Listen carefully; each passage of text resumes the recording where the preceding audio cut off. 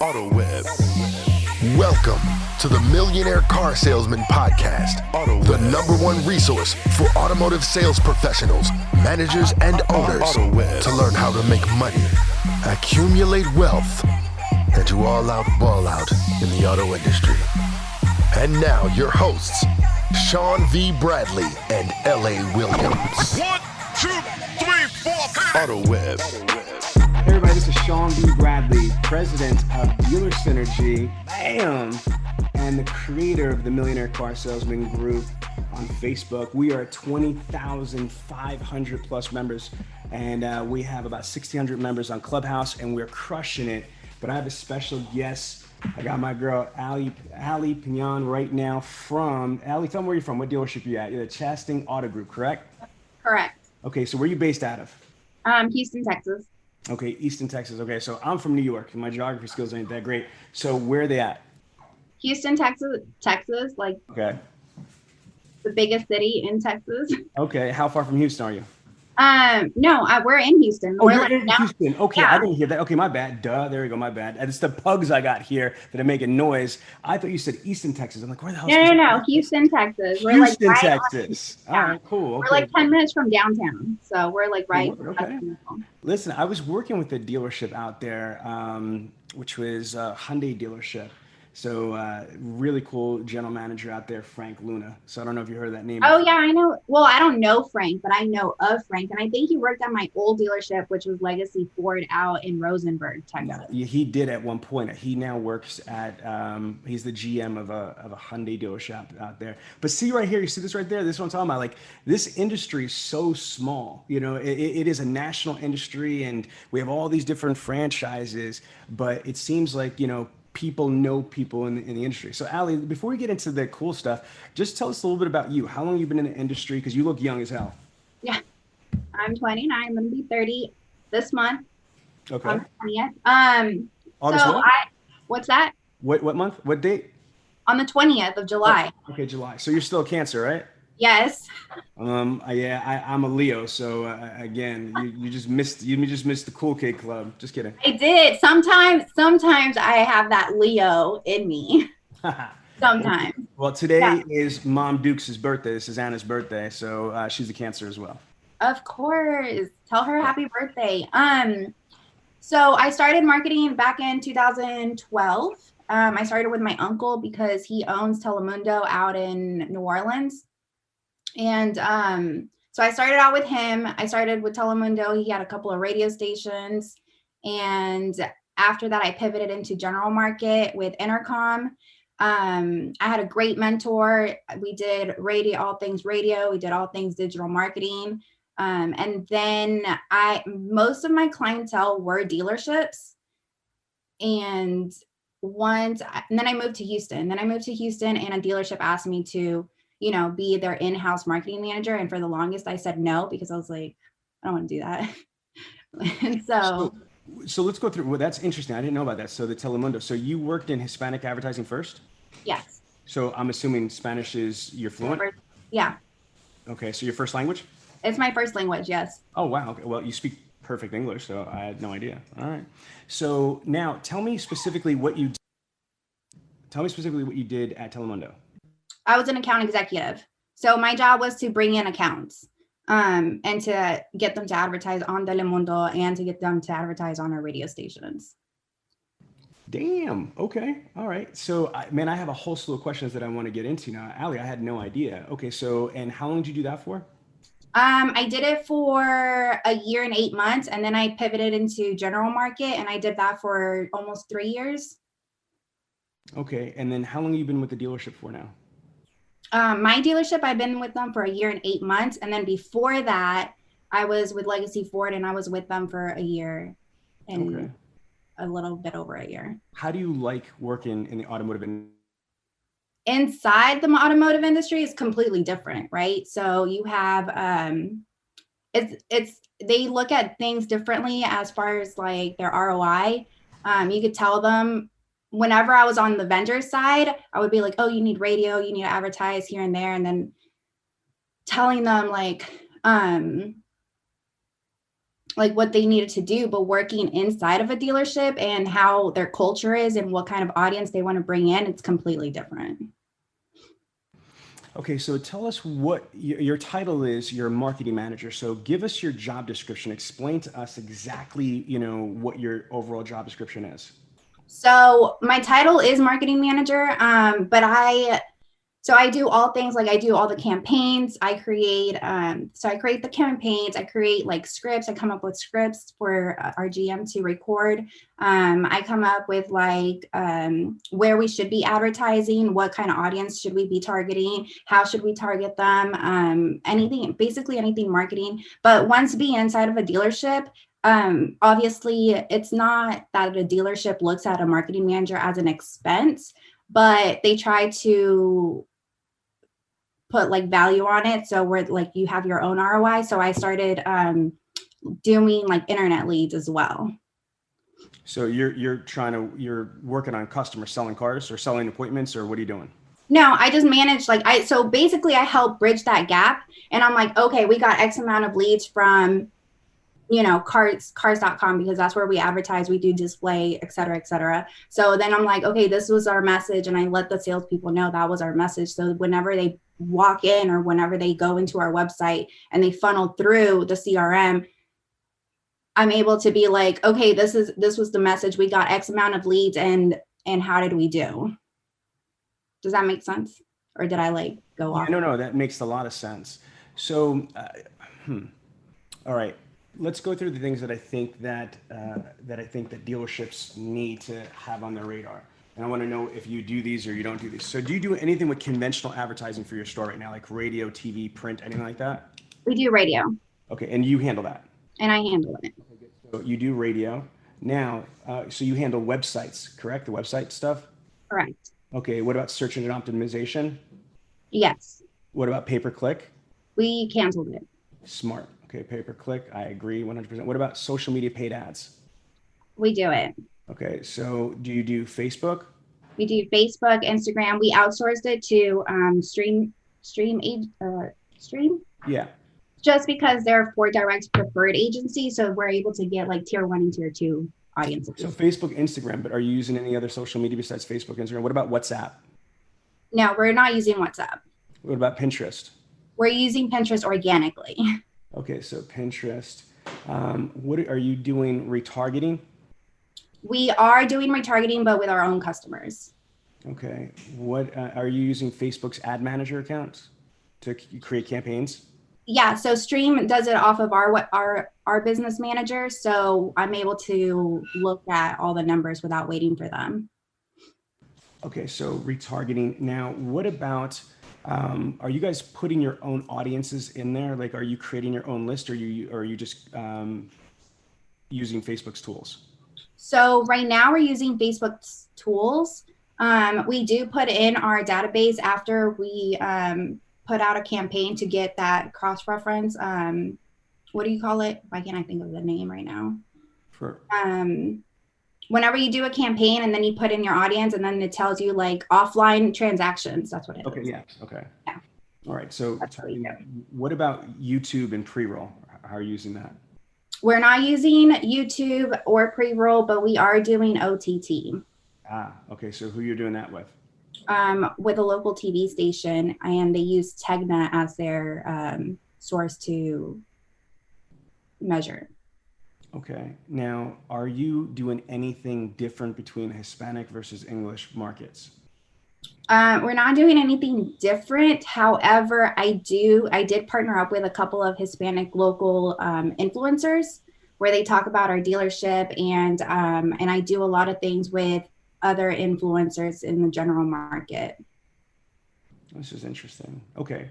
Now, what about community-based activities like cross-promotional marketings with charities, events? Do you do any type of events and things like that? We haven't done events, but we do a lot of charity stuff and golf tournaments that support charity events. Okay. Now, I'm just building a profile, so this is very interesting. Are you in charge of managing all of this stuff yourself? Yes. Okay.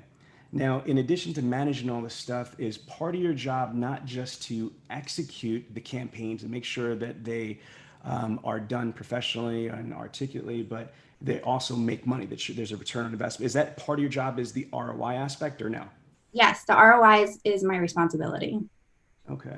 So especially when we have all these campaigns going and they start trickling in as our internet leads, I make sure that we're responding to our internet leads correctly and we're getting our ROI back. Okay, so I want to take this moment to introduce my co-host for today. We have a special Millionaire Car Salesman podcast, Tiana Chanel Mick. T, got your keys. Are you there, T? Yes. Hi, everybody. Thanks for having me. All right, so T, isn't this intriguing? Again, my daughter's Puerto Rican. Her girlfriend is first language is Spanish, and again, I had no idea, and I have so many ideas. But T, do you have any thoughts or questions on all that's on Allie's responsibility so far? I mean, she kind of has a lot on her plate as I see Allie. And I kind of just want to know, just off the top of your head, what do you do to kind of like keep things fresh? Because, marketing can kind of be, a cycling of, posts of campaigns and things like that. So what do you find, even if it's, mentally thinking to yourself, what would I want to see on, our website? What do you think that, you do specifically to keep things kind of fresh and ahead of the curve? Yeah, so what I'm hearing, Tiana, is you're asking her, what is her content creation strategy? Do you have a content creation strategy? Do you have a content creation schedule? Let's start there. After these messages, we'll be right back. Did you know 40% of service calls go to voicemail or hang up? Your call has been forwarded to an automated voice messaging system. How many times does it take for your customers to connect with someone at your store? The world may never know. Unless you have CallSource customers connect with 96% of their clients' calls and convert over 85% of bookable calls to appointments. Really? If you're not performing at that level, or if you don't know, then text HELP to 855-963-2686 and receive a free evaluation of your store's performance. Yeah, so I love that because I'm a workaholic. I'm always working 24/7. But whenever it comes to content creation, I ask my friends, especially the ones that are not in the automotive industry and they're consumers. I ask them, like, what do you like to see? What is important to you? Do you look at price? Do you look at features? Do you look at what fits you? And what I found out is that most people don't care about price anymore. They want the experience. They want a wow experience. They don't want to feel like they're being tricked or, meeting like a sleazy salesperson. So I pivoted our marketing to be more like brand focused. And I've gotten a couple of testimonial videos from customers where they had like the best experience, and sharing that with customers and having a good reputation on our website or online and like on Google has been a big impact. So I've been pushing that a lot more than price. So no, I love that. But question is that how do you keep this all organized? I mean, like this is a tremendous. I have a to-do list.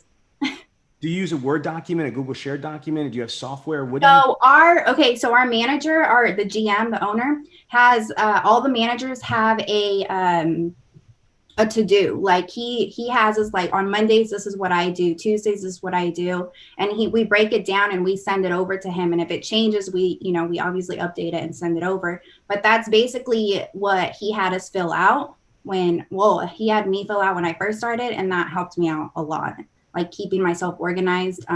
Obviously when things change, like I change it in my planner, but having like the to-dos, like on Tuesdays, I'm going to look at the website. I'm going to put in fake leads. I'm going to see how they interact. Wednesday, I'm going to plan out all of my content. I'm going to sit on social media. I'm going to, schedule everything out. And that's how I keep myself. Social media. Do you have software for social media? So we use reputation.com and I also use Creator Studio, which is free. Okay, so Creator Studio and Reputation.com. So you're not using like a Hootsuite or social media consolidation tool, nothing like that? Yeah. Wow, I'm very impressed. Okay, now how many do you do it like for the week in advance or for the month in advance? So I get a ton of customer photos, and the customer photos, I'll do it like a month in advance. A month. Okay. Yeah, because all the salespeople like to send stuff last minute. So I'll get like 100 customer photos like on the 30th, and then I, plan it out for the rest of the month to post. And then for social media content, I do it weekly because every Friday is whenever I record videos, and then Saturday I'll edit the videos and schedule to post for the following week. Okay. And do you have a log that you keep track? So like if you went back, do you go back and see like in the month of June, here's all my campaigns that I did in the month of May, or is it just a little bit sporadic? No, I have a log. Okay, good. I have a log, and then my planner is kind of like my diary also, because if we make any changes on the website, I write it down. So when we're like, oh, well, in June, we had this call to action button and we switched it to something else. And then this is the difference in our numbers. Okay. So I want to now pivot a little bit and go to just a different direction from before. This is traditional stuff. What about email? Or what are you guys doing for emails? Are you doing permission-based email marketing? If you are you sending email blast? How often and to who? So we don't send an email blast often.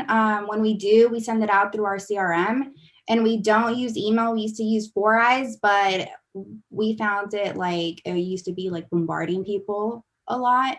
And you never know when people are like what part of their journey they are when they're purchasing a vehicle. So we stopped doing email, honestly. Okay. No, this is why we're asking, we're interviewing, just trying to get people's different perspectives. So do you cross promote, meaning like in your radio commercials, do you kind of give call to actions to look at social media, or on social media, do you reference your other campaigns, or is there all silos, the individual campaigns?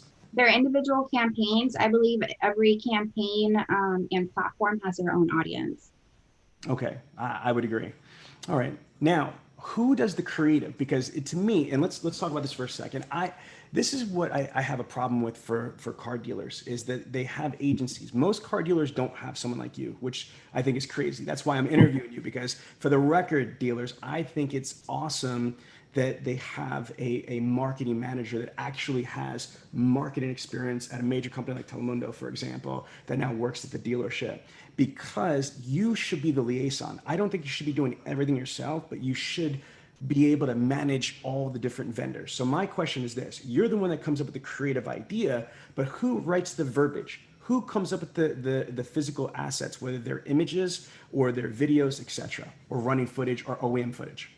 So I use my vendors. So KHOU, who is a local TV station, I tell them, like, I give them bullet points on what I want my script to be, and they'll write out the script. Obviously, once the script is written out, I have changes, and then the GM has a couple of other changes. And then as far as like creative, like content display and stuff, I have an SEO guy. His name's Jeff, and he does all of our SEO, and he does most of our banners on the website, and sometimes I do the creative as well.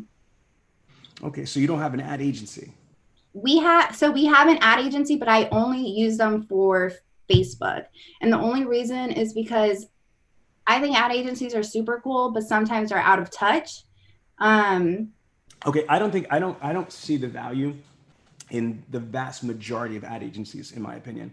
I think having trained employees like yourself, trained, marketers, and specifically automotive marketers, is a way better investment than an ad agency. I think ad agencies, again, there are a couple really good ones, but the majority of them are obsolete, that are trying to reinvent themselves. Right. Again, most of the shit that they're supposedly going to do, you should just do it yourself. So what value do you see? Because I see very little to none in ad agencies. What value do you see in ad agencies? Honestly. Honestly, I don't see that. So when I started with Chastain, they had an ad agency, and I thought, it was cool and stuff, but honestly, like, we were paying way too much. As most dealers do for jack shit. And then it would, I think the problem also, not the problem, but like their issue, it's the same thing. is that they don't understand the automotive industry. Most agencies that want to dabble into the automotive industry don't understand it, and they can't pivot as quickly as we want them to be. Or the ones that do have automotive experience, they want to fucking McDonald's it like all the OEM stuff. What they want to do is they want to create donuts, and then it's the same recycled bullshit for all their other dealer, clients that they have. I just don't think that you're going to get the personalization as you would with somebody. I'm a consultant. I do marketing consulting, so I believe in marketing consulting. I believe in people like you that are automotive, marketers with a real background, not somebody just picked off the street that has no marketing background and you just make them, bless them. You are now a marketing agency. That makes no sense. But I just think that it's egregious to spend and waste that money on ad agencies. I just don't see the value compared to the value of you yourself, you know what I mean? Like as an individual. Now, all right, I want to redirect here, complete redirect on this. And I want Tiana to jump in on this. You've heard of Ali Reda and you heard of Cody Carter and these guys are super famous. Why, Ali? Why are they so famous?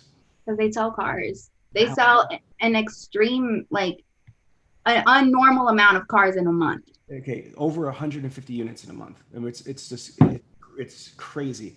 Now, but do you know the story about Carlos Huerta? You know Carlos Huerta? No. Okay, so Carlos, and the reason I'm saying this is that I want you to help me with this because I think that with your background, hold on, I'm going to Facebook real quick, right? So we're going to go to Carlos because I want you to see him. Can you see my screen? Yep. Okay, so this is Ali Reda's protege. So Ali broke the Guinness Book of World Records, but this guy, his name is Carlos Huerta. He works at the same dealership as Ali. He works for Ali. He doesn't work for the dealership. And so within 1 year, I think it was maybe 18 months, he broke 40 cars. Well, within 1 year, he broke 30 units on the showroom floor. Within 18 months, he broke 40 units, Ali. 40 units on the showroom floor. Here's the kicker.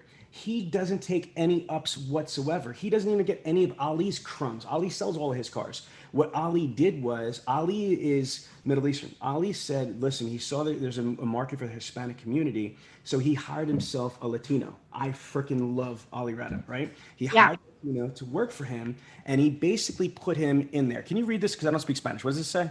Si pasa por tu mento, pasa por tu vida. What the hell does that mean?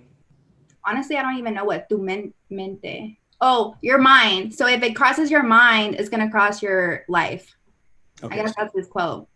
I guess that's his quote. So here's what Ali told me, and talking to Carlos the couple times that I have, is that the only thing they do is relationship marketing, because Ali and Cody Carter don't believe in transactional selling. They believe in relationship marketing. So all they did was they were going on Telemundo and all the Hispanic radio stations and basically saying, listen, my name is Carlos Huerta, and I want to help you. You're my people. You know, what I find, I'm an automotive professional, is that Latinos get taken advantage of majority of the time at the dealerships. They don't realize that their credit is as good as it is, or that, and so even if someone's got good credit, they might turn around and give them a higher interest rate, or they might do this, might do that. So he said, let me see your paperwork. If you don't want to buy a car from me, that's totally fine, but let me help you. I'm here to help you. I don't need your money. I'm just trying to help, and then he kept on showing up.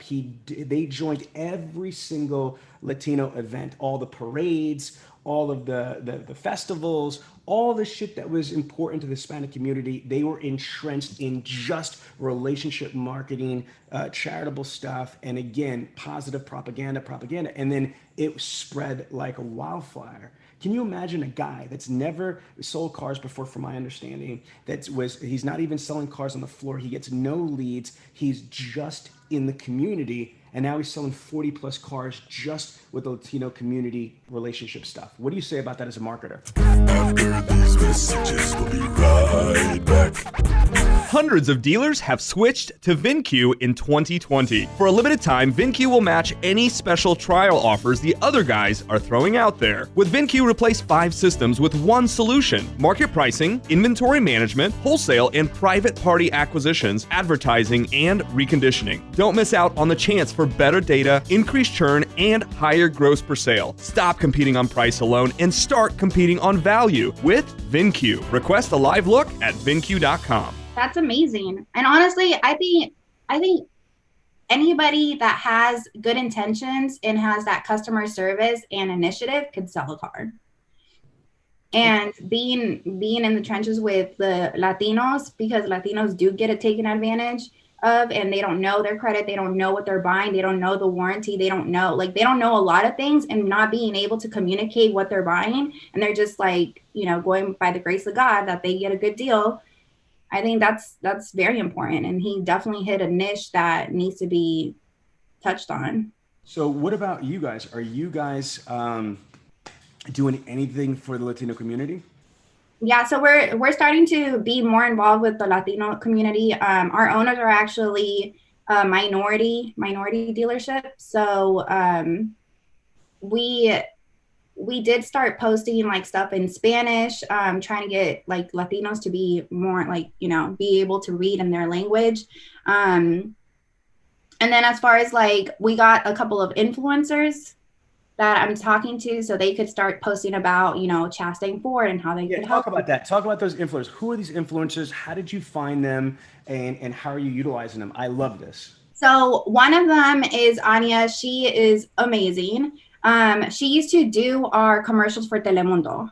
So, and she's also an influencer, and she has other influencer friends that are in the community. So we're trying to talk to her, maybe like getting, and then getting like people to demo a vehicle for the weekend, which we got her and one of her other friends to demo a vehicle for the weekend. They talked about it. And then obviously people started following Chastain Ford and started asking stuff in Spanish. And obviously we had to hire Latinos to sell and like speak Spanish, and they're able to communicate with that audience.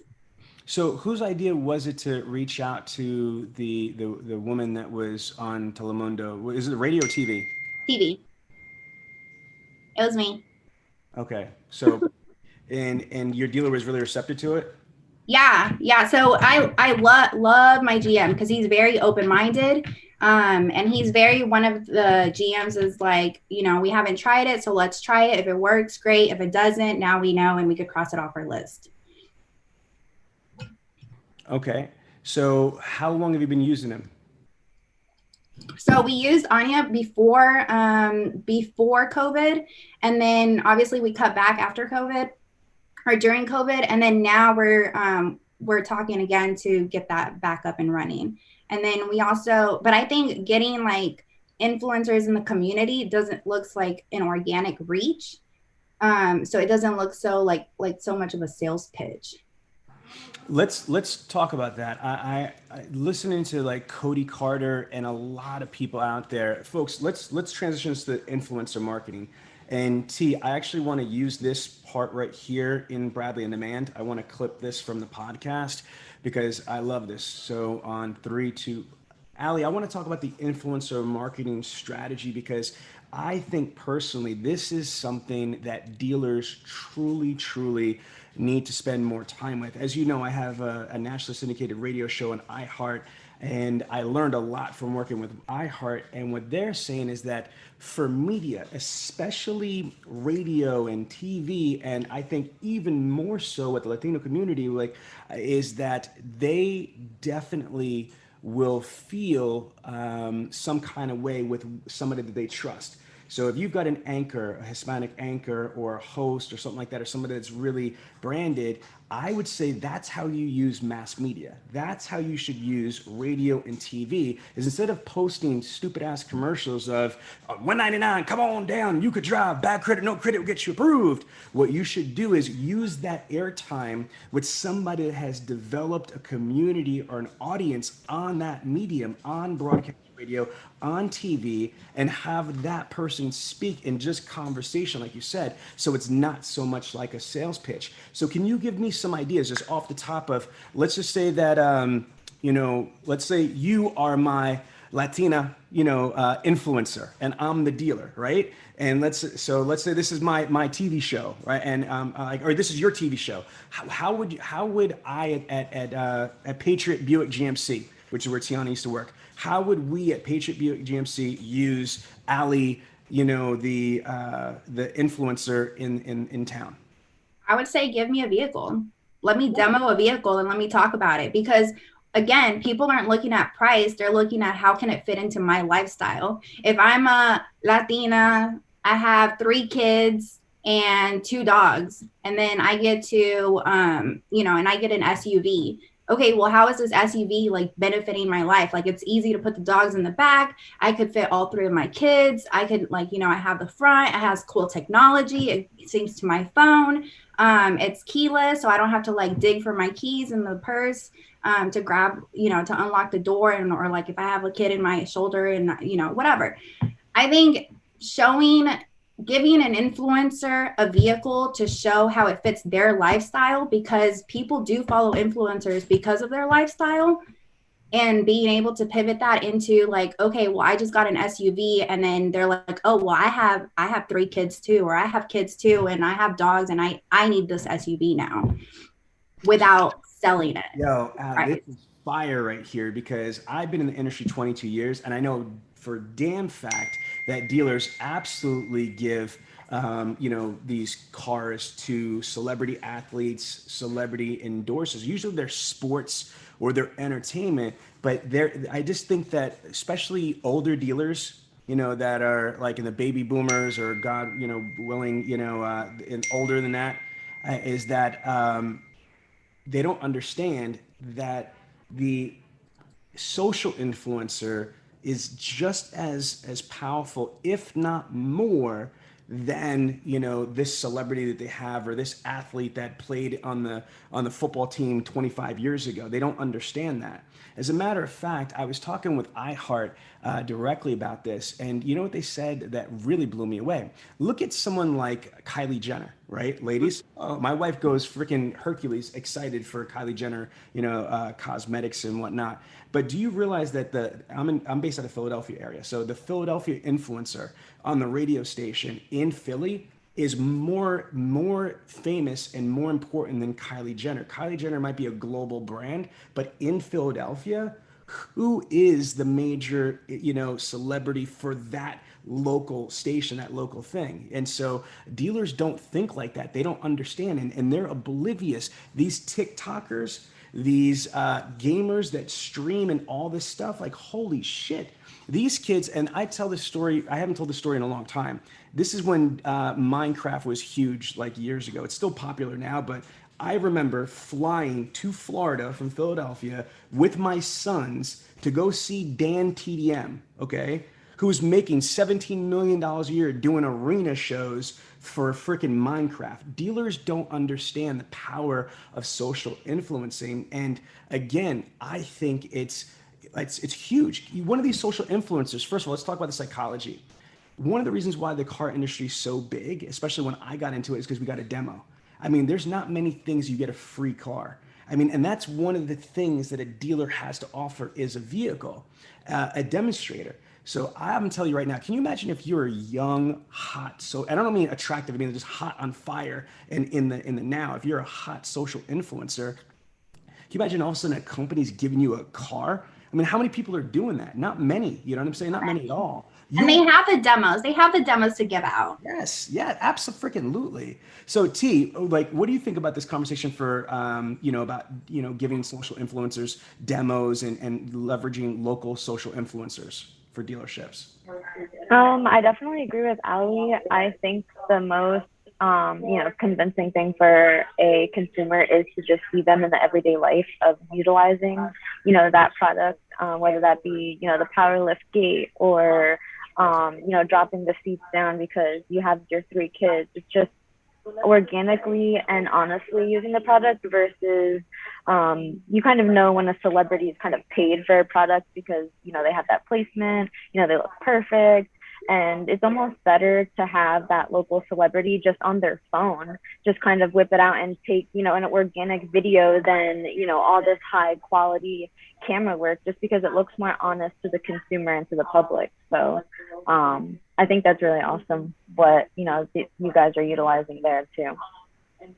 I love it. The best part about it is that they're creating content for you as well. And you could reuse that content for later times. So it's less work for me. Exactly. You can use it for multi-purpose and across different platforms in, various different ways. So I love it. So Allie, can you tell us, how are you paying your social influencer? Did you provide a demo for her? Yeah, for the weekends. Okay, so you provided a demo. So sometimes it might be for the weekends. Sometimes it might be for like the contract, whether it's 3 months or 6 months. So this could be negotiated, correct? Right.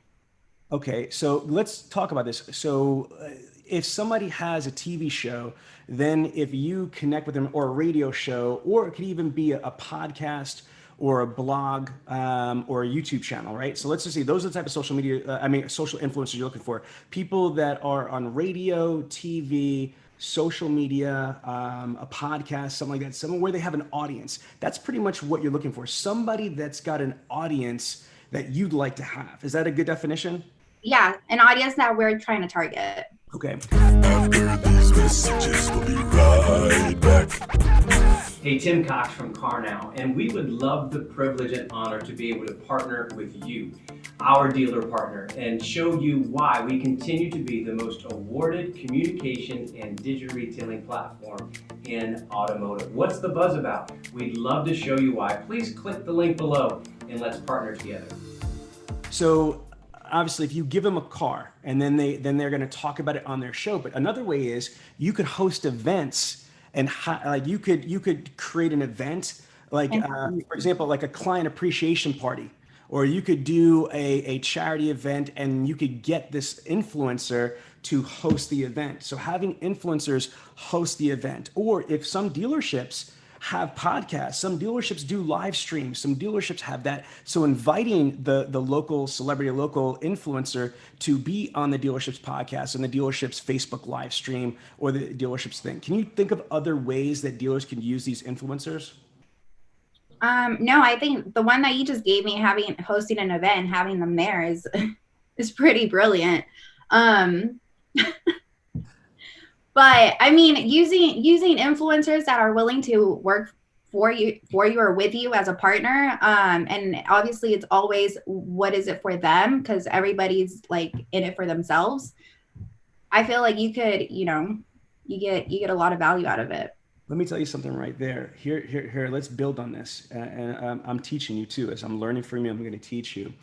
Okay. A lot of dealers don't realize that social, strike that. I'm going to go to PR. And I've said this before. I don't know if you heard me talk about this, but social media and marketing, advertising, and branding, we're missing a piece. PR, public relations. Okay, PR, you have agents, press releases. Why? Because you need to structure the narrative. So how do you do both? Simple. If you were my social influencer, my Latina that was in the community that's big, and what I would want to do is do my research personally.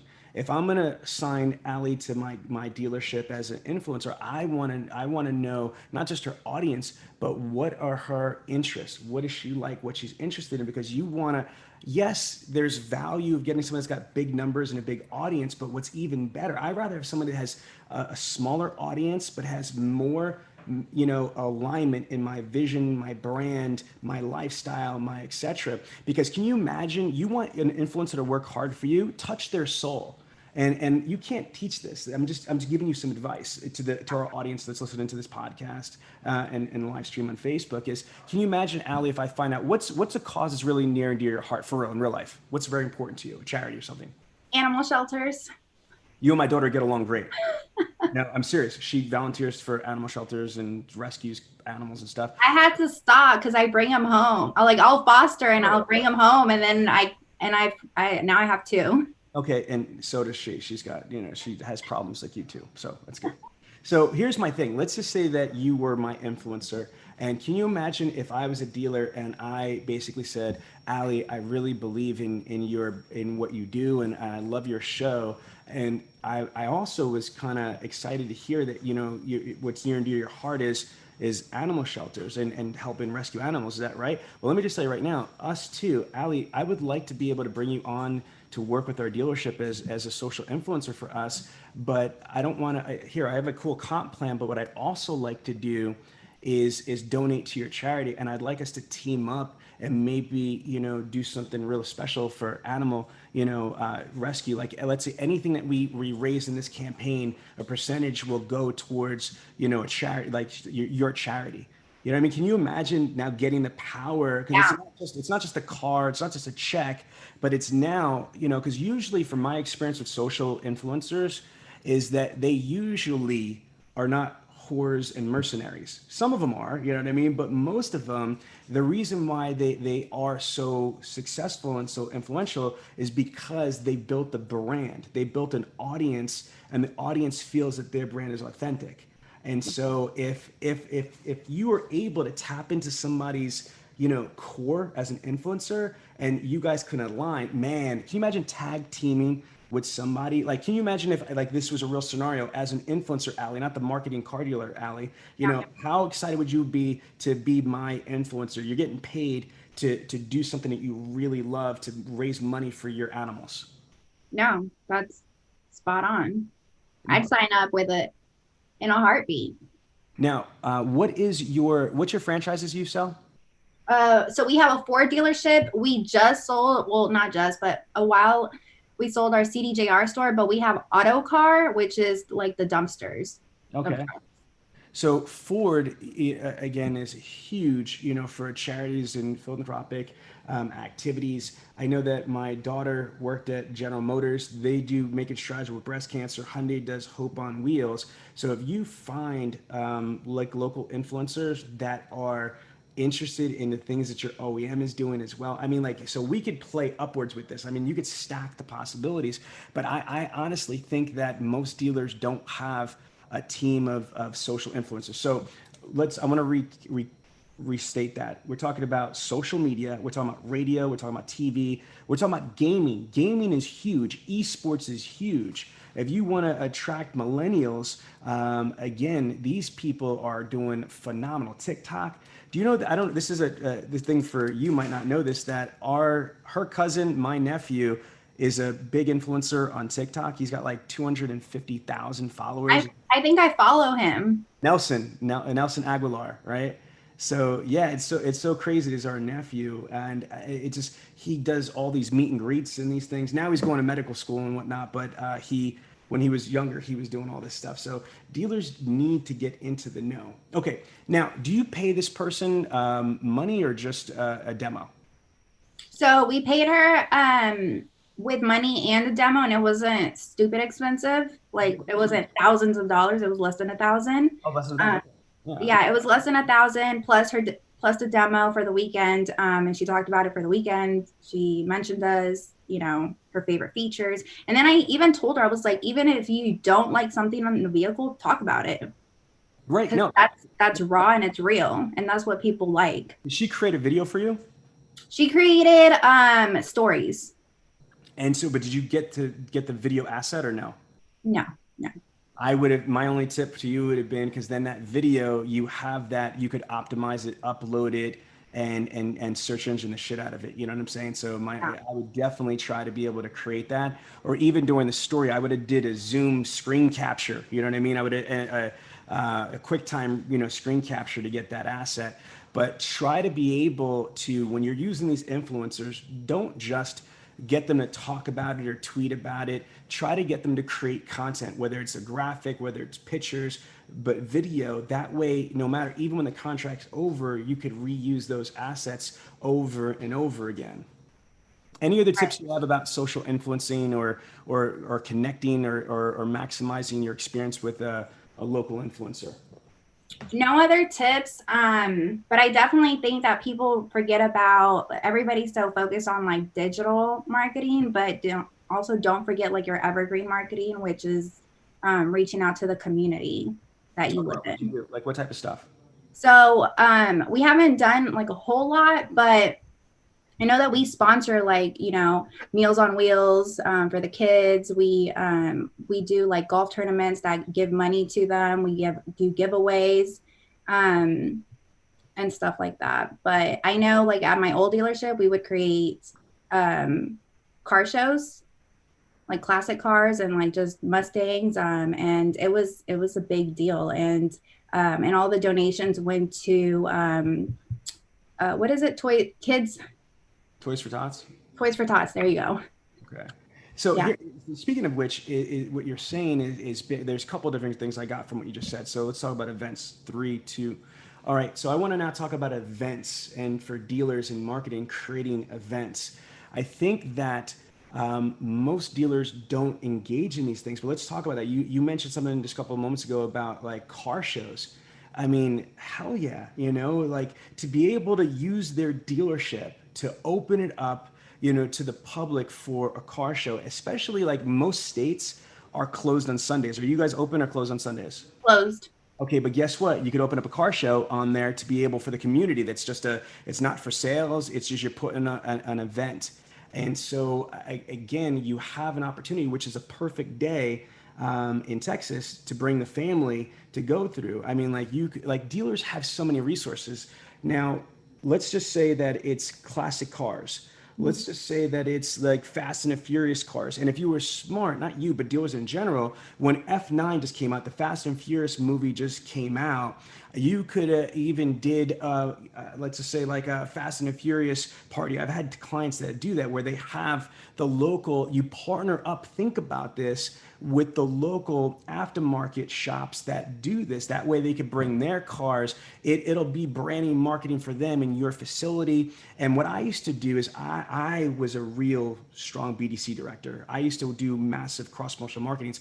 We also leveraged, I'm based out of Philadelphia area, the local talent. What I mean by that is Chicky and Pete's is world famous. It's it's world famous food like crab fries and beer food type stuff. We had like Chickies and Pete's like sponsor. Like they think about this. If I'm a dealership and I have a Cherry Hill Nissan where I worked at, we were spending over $100,000 a month in advertising. It was a lot of money in advertising. Back in 2003, $100,000 a month, it was a lot. It's still $100,000 a month. It was a lot now, but imagine almost 20 years, a lot of money, right? And so if we have that much money, I approached these companies as like, look, we would like you to sponsor the event. We don't need any of your money. We just want you to cater and do all this stuff. The reason why is we're gonna have all these people here and we're gonna be promoting your company, your brand there. And it was a no-brainer for them. All they had to do is give free product, but be at this massive event. So dealers need to think outside the box. Putting on an event is one thing, but you don't have to worry about the cost because you can find sponsors that could do certain things, whether it's entertainment sponsors or whether it is, food and beverage sponsors, or it's whatever sponsors that are that are there. Because why are you doing this? Because you want to attract a bunch of people for whatever reason. Does that make sense? Yeah, it makes sense. So I love what you said, the classic car show. I think hosting charity events, but let's go this a little bit further. Hosting the events is one thing. What else do you think the dealers can do? Whether you've done it before, it's something you want to do. Let's think. I have a couple things, but I want to give you some time. So what I wanted to do was, Ford came out with new products like the Bronco Sport, the Mustang. So like product launches, I think that like being able to have like a demo, like one vehicle, and then having like one of your product specialists that know, like I have a product specialist that knows the Mustang Mach-E like in and out. Like he could tell you everything in his sleep. And then I have somebody else that could tell you everything about the F-150 Lightning. So if we get those products in our store, like even if we got one and then doing like a whole event, and maybe not at our dealership, but it could be like somewhere else, like in another location, and we just bring those two vehicles out there and then we talk about the vehicles, pros, cons, features, and then answer questions to the public. That's something that I've been wanting to do. After these messages, we'll be right back. Attention auto dealers, you need an opportunity to do business. AutoWeb is one of the largest suppliers of high quality leads, high quality buyers. At a 10% closing ratio, you will be at less than $190 per car sold. Don't just settle for what you get. AutoWeb can fully customize your results through targeted markets or zip codes, and as a partner, you will get premium placement within search results. Who better to do that than literally the people that invented automotive internet sales? If you want to sell more cars more often and more profitably, then you need AutoWeb. That is a brilliant idea, especially there's a lot of these, going back to the influencers, there's a lot of people that make money by promoting cars. They're not even in the automotive industry, but they basically have YouTube channels and they review cars and stuff like that. So if you did, especially if your dealer was progressive with the factory and got a demo from a product that's about to launch or just launch, or you're one of the first people that got them, you can, all the marketing hype that you could do for this product launch party, you know what I mean, for the vehicle. And the only thing is that anybody that's there, that's like from media or from social that has an influence, they just got to tag, you guys and your dealership that's in there. 100%. I think product launches are great. A couple other ideas is, and I keep telling dealers to do this, and Allie, if you haven't done this at your store, make at least one of your salespeople get certified for installing and inspecting car safety seats. There's waivers and there's insurance riders, but to be able to say in your marketing that we are one of the only or the only dealership that is legally authorized to inspect and install car safety seats, because they're one of the leading killers of toddlers is car accidents because of improper car seats. So what we used to do is we used to have events that we would do to be able to check the car safety seats. You know what I mean? All these people, we used to go to like daycare centers and things like that. Yeah. And we used to have them come on an off time to our dealership, almost like a DOI checklist. You know what I mean? We would check the car safety seats. These are things that you can do. Dealers don't think of events. You know what's a great one that if you haven't done yet? A fucking client appreciation party. A client appreciation party that once a year, what we used to do is do a big client appreciation party. I'm gonna tell you right now, I worked for a small time at Ray Katina, Porsche, Jaguar, Aston Martin, and these people, because it was Highline, they had ice sculptures, all sorts of shit. But if you think about it, owner retention is important, right? And if you think about it, the most profitable, the highest closing ratio, the highest gross is a prior customer. NADA says that a service customer is 7 times as likely to purchase a vehicle from where they service their car from. So when I say prior customers or current customers, I mean from sales and service. What does it cost the dealership to throw a kick-ass party or an event at the dealership? But if you've got a small facility or not really conducive facility, then do an off-site location that you want to invite. And I doubt every one of your customers are going to attend, but even if just a portion of your clients attend, I mean, how powerful is that? Does that make sense? No, that totally makes sense. You could do job fairs. Dealers always talking about like they don't have anybody, Right. it's hard for HR. Okay, attrition is 70 to 80% attrition ratio in the automotive industry. Host job fairs, coordinate with the local universities, local high schools, vocational schools, etc. Host these events. Now, my question is this. Let's say dealers are doing all these events, my events, your events, the charity events, the golf outings. You know what drives me crazy, Allie? Even if they did this, which most of them don't do, you know what drives me crazy? They don't ever post it on social media. You know what I mean? So what you need to do. But most dealerships don't have a social media or a marketing person in-house to take those pictures. They'll have like agencies, and agencies are usually out of state or out of town, or they're not in the same city as them for them to go out there and do their PR stuff.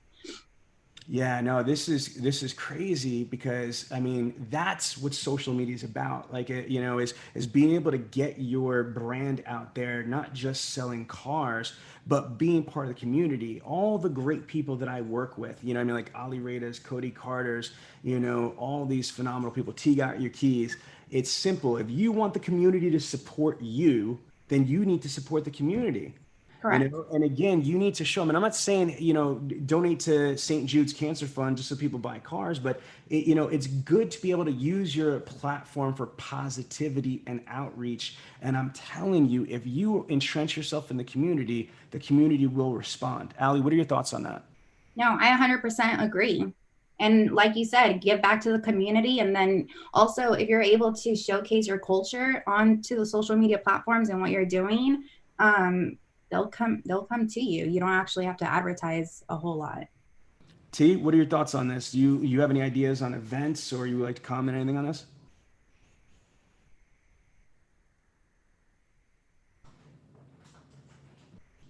T? So we lost T. She's on mute. Okay, so until she fixes her audio, just jump in, T, whenever you can. There you are. Sorry, I'm back. My AirPods keep disconnecting and connecting. So no, I said, what are your thoughts on the events? Do you have anything you like to add or any suggestions? No, I think what you guys are talking about was great, especially when it comes to, planning things live. I know we talked about a bunch of different stuff when it comes to, organically versus, having them post it versus, upcoming events. So I think anything you can do to get the community more involved, I think the better, and just the less kind of salesy it sounds. So yeah. I will say this, because we're about to wrap up. I've taken a lot of your time, Allie, is if you start to do these events the right way, just I'm talking dealers in general, I've seen dealers take it to a whole nother level. Multiple of my clients have used the local media as well. So if you're doing an event for a charity, it's not that hard. You see, people don't realize, this from being in media needs content. So if you develop a network with these reporters, for example, if I'm in Philadelphia, I should know all the reporters on all the TV stations, English and Spanish, all the radio stations, English and Spanish for Philadelphia, hell, for the tri-state area. So, you know what I mean? Like, have you used any of the local media in any way? Yeah, so they're called PSAs, public service announcements. And then you send it over to your media people, and it's free. You don't have to pay, because they'll take your content as a story and then they'll use it if it fits in their timeline. But yeah, so I got to know, working at Telemundo, I got to know a couple of media people in the industry and made my connections. So what do you do if you're doing something? Do you just email them what you're doing, and they sometimes will announce it? You could email them. I call them. Okay. All right. Yeah. All right. It's good stuff. And sometimes these things get picked up. I know, for example, Frank Carnetti from Springfield Honda, he did this thing for this little boy, Vincent. This is a salesperson that sells 100 cars a month, but he did this charity on his own. Wasn't the dealership supported him, but it was all Frank that did this. It got so big, it got put on, I think it was on the front page of the Philadelphia Inquirer. I'll never forget, like I don't know if it was on the front page or the front page of the front of the sports section, but this is when the Eagles won the Super Bowl, right? So for this to be like one of the top things was absolutely mind blowing. You know what I mean? So it was just a super powerful thing that got picked up by the fourth largest, newspaper in the country, and it was pretty huge. So I think that this conversation was great. As we wind down, I want to just acknowledge one thing. I love what you're doing on Pinterest. We don't have any time to get into Pinterest here, but next time we do this, we will. But I really like I didn't know where we're going to go with it today, but I love the social influencing. I love the Hispanic strategy, and I love these events that we're talking about. So Allie, you have the floor to close out. Anything you'd like to leave the audience with? Did you want me to talk about Pinterest or like? No, we have to shut the show down. Oh, okay. Yeah, so I'm saying, what do you want to say goodbye with? This was fun. As always, like you're always learning in the automotive industry. Everything always changes, especially in the digital world. Everything's always changing. So thank you for having me, and I really had fun in this conversation. Yes, I love it. And there's been some comments that are on Facebook. I'm going to answer them. I don't even know what they are, so just check it out. But thank you for my co-host. It was hard to hear a little bit, T, but you're appreciated and loved. Okay, Allie, it's a pleasure, and I look forward to your clubhouse on Friday. No, on Mondays. Oh, Mondays. Oh, you changed it to Monday?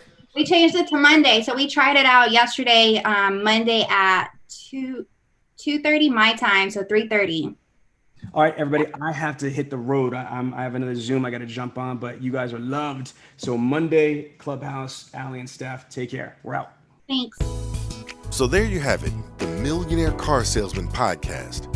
This podcast comes to you every week from the city of brotherly love, Philadelphia, Pennsylvania.